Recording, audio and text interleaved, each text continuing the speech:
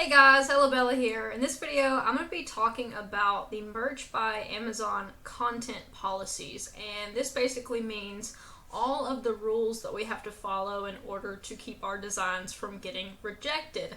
And if you can see my dashboard here, pretty much queen of rejections. I've got 172 rejections, and this is since 2017, so this is over almost 4 years now. So one of the things I will explain before I get into these policies is that a lot of my rejections were for, I uploaded 5 or 6 different products onto one design, and so it counted for 6 rejections even though it was just one design. So I think that's why my number is so high.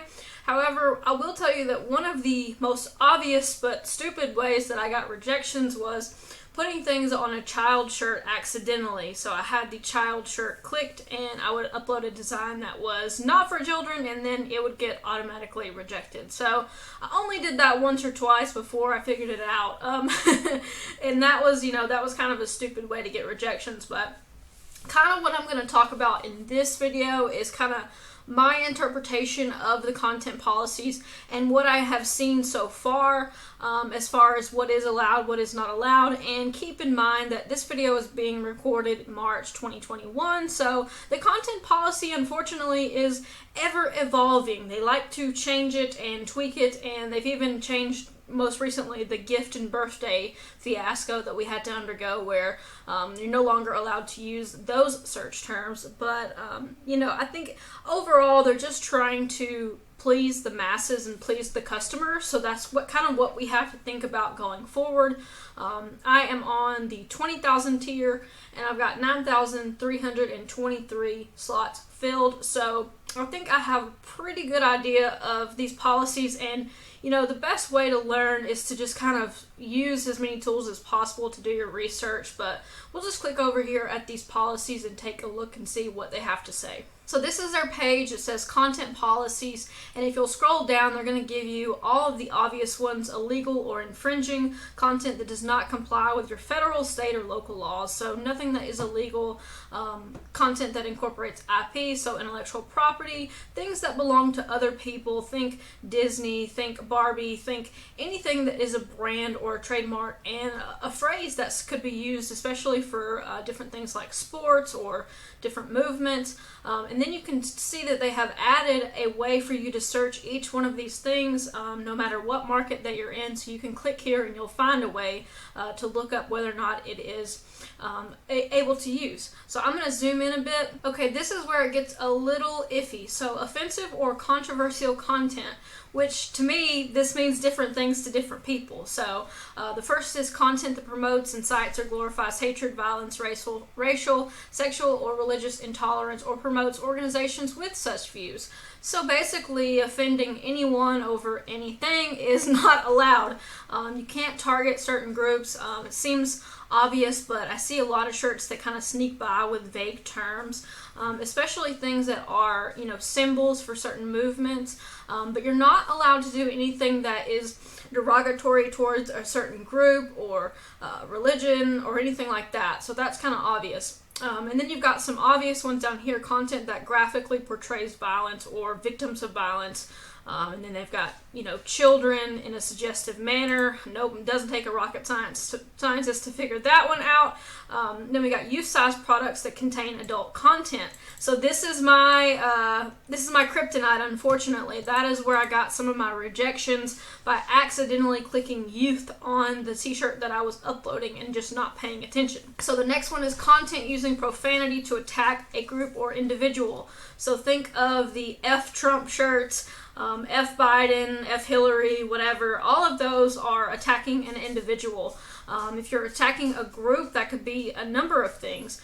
So I had a lot of different profanity shirts whenever profanity was first allowed, and many of them got taken down. One thing that I would tell you guys is that a removal of a design is not really a rejection. It doesn't count as a rejection. When the C word was no longer allowed on Merch by Amazon, I probably had 50 different designs taken down, and actually a design that sold for me once a week that just said C word.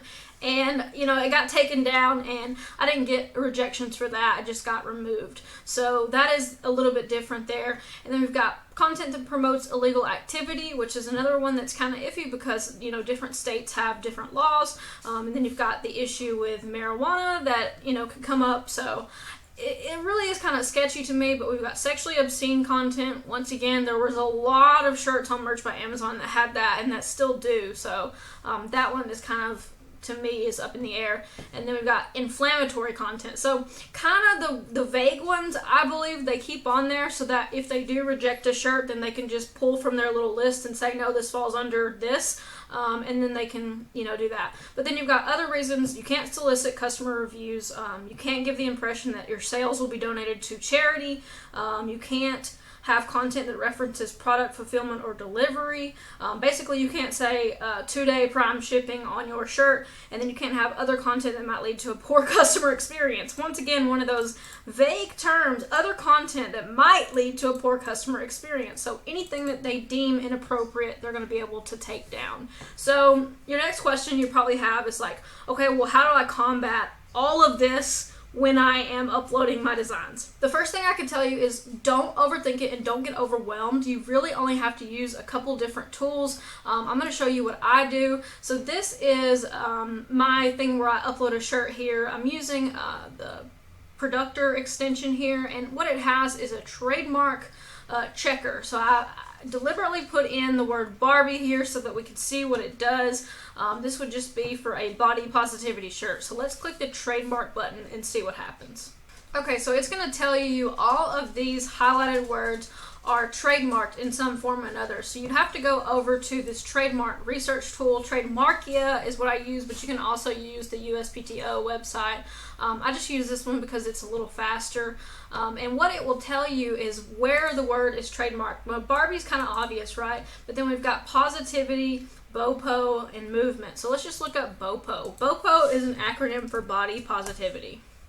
And there's actually a book, I think, with BOPO, maybe in the title, or some kind of influencer who has BOPO. So if we go look at BOPO here, you'll see clothing, namely shirts. And on the far right here, you'll see the status. So if it's registered, that means it is in action. You don't need to use that. So down here, you see continued use not filed within grace period.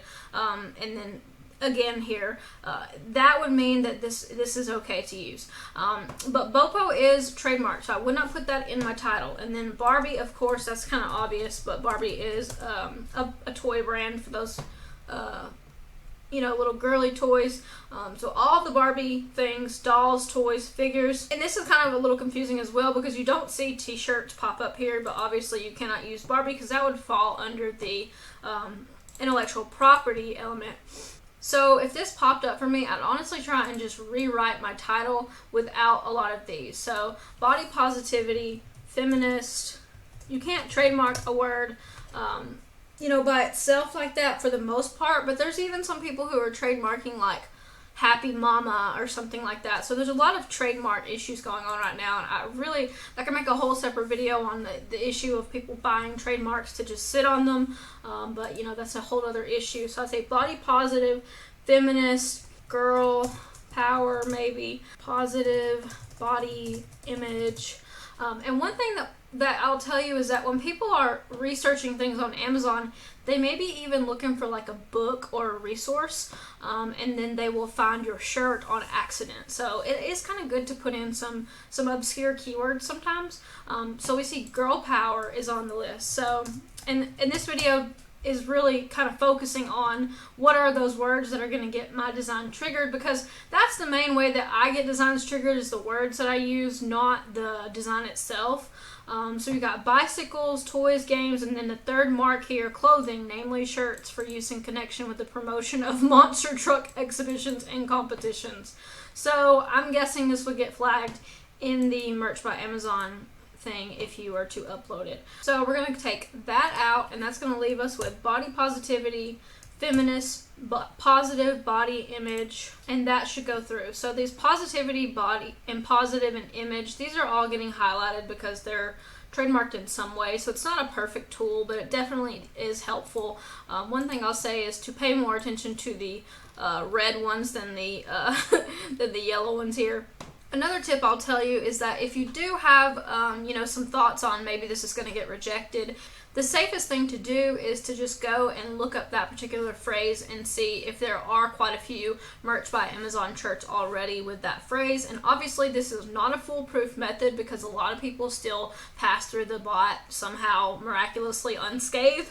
I am not one of those people, as you can see from my rejections, but I have learned my lesson. Actually, I haven't really gotten many new rejections in the last year, just because I value my account so much. And one reason that I wanted to touch on this topic is because there's a lot of different interpretations of these policies, and I think it's best to just err on the side of caution, especially with anything that has related to drugs, sex, any kind of thing that is more than PG-13. I think that we need to just stay away from it altogether. There's certainly some things that I used to put on shirts when we just first had announced that you could use curse words on shirts.